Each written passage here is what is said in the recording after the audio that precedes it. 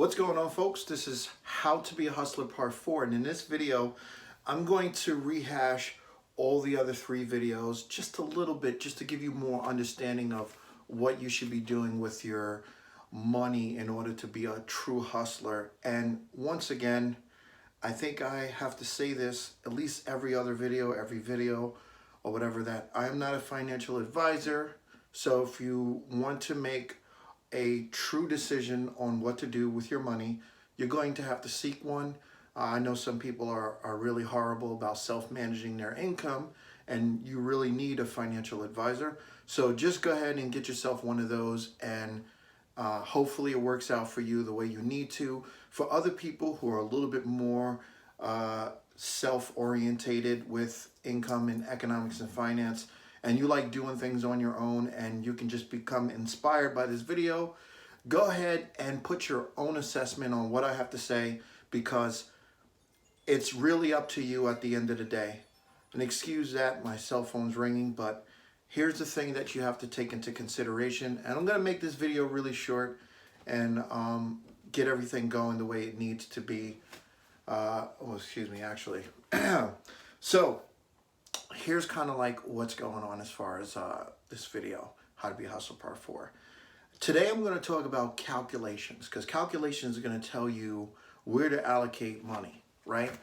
In Part 1 I talked about inventory, basically inventory of money, which I'm rehashing Part 1 mostly in this video. Part 2, I talked about business and stuff like that, business sense and making money, and possibly I'm going to be making another video to rehash Part 2. And then Part 3, I talked about pricing for profit, basically taking care of your margin. And that was more accelerated and more ambitious towards an independent goal. And I talked about how whenever putting things on automation, that's the only time you're going to allow for taking less than a certain margin on pricing. The other thing I was going to say is that in a lot of cases, there are some businesses that will pay like $150 for something that they could sell for $200, and that margin is inconclusive with the one that I spoke about previously in Part 3. And I could defend my position on that, but no one really challenged me because it didn't get any comments. But I thought of it myself. And I could talk about how corporations and some companies deal with margins being less than favorable, and how they still become profitable regardless of the margins. And a lot of times you want to watch margins because of tax purposes or cost purposes or replication of business purposes, because if you only have a certain amount of money to buy items in bulk and you're not receiving a lot of profit, it's going to stunt your ability to purchase more products for sale. And that's one of the reasons why I'm making this video as well. I'm going to combine the information from all 3 videos and try to give you a better understanding of Part 4. Now, because of margins, you might want to decide to yourself where your money is best spent. Now, you either have a service business that you're starting, if you're doing a business, maybe you work at a job and you work at a really good high-paying job or whatever, and you just want to know what can you do to make your money grow faster, and basically have a reallocation business on the side, basically a portfolio of businesses. Maybe you want to own rental properties, maybe you want to own a stock portfolio that yields high returns and brings you in a few $100s a month here and there. Maybe you want to have a high interest account or a CD, certificate of deposit. And the reason why I look personally myself for either money market accounts and or high yield savings versus CDs is that CDs are very impressive, and they usually have higher yields than most accounts. But the problem with a CD is that you cannot add more money and you cannot subtract more money. And I think I'm correct on that, but if I'm wrong, someone let me know in the comment section. So basically right now, knowing where to put your money as far as calculations is concerned is very important. So here's something you might want to do. Step number 1 is you want to get yourself a calculator. Get yourself a calculator.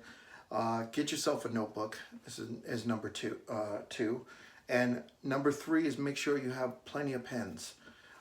Number 4, put an office in your home where you live at. Put an office in your home, okay? I'm going to extend this part, the office in the home, to another video, but I figure I mention it in this one to build on my calculations. So you're gonna see some housekeeping in some of these videos where I talk about different things that I'm actually gonna release in further videos, but I have to do it because it's relative. And I don't want you guys to lose the message from the first 3 or feel like in any way I'm ever contradicting myself or that the videos are not conclusive, because the idea behind the 10 series is to ensure that you learn something from it. Because the 1 through 10 series, what it's supposed to do is give you enough ideas where you can make conscious decisions about where to put your money and how to grow your money or how to grow your business. I am the brand builder, and if that's something you're interested in, building your brand, you might learn some things from here. I have been considering changing my business ambitions from being a consultant to a life coach. So I got to figure out what direction I want to go in as far as that's concerned, because sometimes I don't see that my services for businesses are as useful as they can be, as much as they can be used for personal growth. I think I would be better with personal growth than I would be for businesses, because sometimes some of my clients that I take on really could use some personal development, all right? Because 9 times out of 10, that's usually the difference between building your brand or expecting profits overnight. Your perspective on personal growth, all right? And I may give a few tips here and there inside this series. So calculations is very important. And let me give you an example of calculations, because you guys waited 7 minutes for me to get to quote unquote the point. So I'll end this video with the point. I'll end it with the point. Right now, if you buy a share of Microsoft, the dividend is going to give you 1.45% interest. Thank you, Microsoft. That's always a good thing. Most people are going to buy Microsoft for capital gains because they know it's going to go up. And right now, you'll be getting it at a great price. You can expect that in the next 6 months, Microsoft should probably be at 150. Wherever it's at now, it doesn't mean much. So maybe you'll have some day traders or swing traders buying Microsoft, waiting for it to go up and selling their shares off to get some mucho profits, because they like dirty cash, and I like dirty cash too. But I'm a value investor and I like income. So I'm more of a passive income extraordinaire. I don't usually like to talk about day trading, but that's another video that's coming up soon. Talk about making profits with day trading, because it is part of the Hustlers platform. Everyone has their own strategy. But if you buy a share of Microsoft right now, the dividends is not going to be favorable for passive income. And in fact, you'd probably want to get a high yield savings account, where some of them are going as far as 2.5% right now. So a high yield savings account is going to lower the volatility, get you FDIC insured security and safety, and it's going to give you a 2.5 and some most conservative 1.9% return. One of the savings accounts that I'm using right now gives a 1.9% return, and that's American Express. I can do a whole video on that one if you guys want. Comment below, make sure you like this video. But yeah, so that's kind of the thing, right? High yield savings would be a better way to go, rather than to take advantage of Microsoft stock at this moment if you're looking for passive income. Now, if you're looking for overall financial gain, then Microsoft's the way to go. So it depends on you, and it depends on your calculations.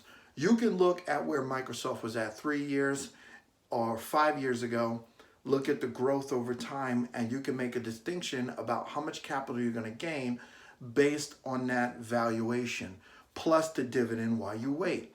So if you say to yourself that you got $5,000 to invest and you put it into Microsoft versus a high yield savings, the high yield savings as far as passive income, it will be higher. However, here's the only problem. Capital gains and financial gain overall, if the market does really well, Microsoft's going to beat the high yield savings account. So it's really up to you. You got to do your calculations. And that's an example of calculations. To end this video, make sure you guys give this a thumbs up, subscribe to the channel, comment below, and tell me what you think about part 4. And what should I approach as far as part 5? Should I approach an office and home? Should I approach day trading and swing trading? Should I make day trading and swing trading 2 separate videos? You let me know. I'll let my subscribers decide if that's the case. If I don't get any feedback, then I'll make my own decision. You guys have a good one. Brand Builder, and I'm out.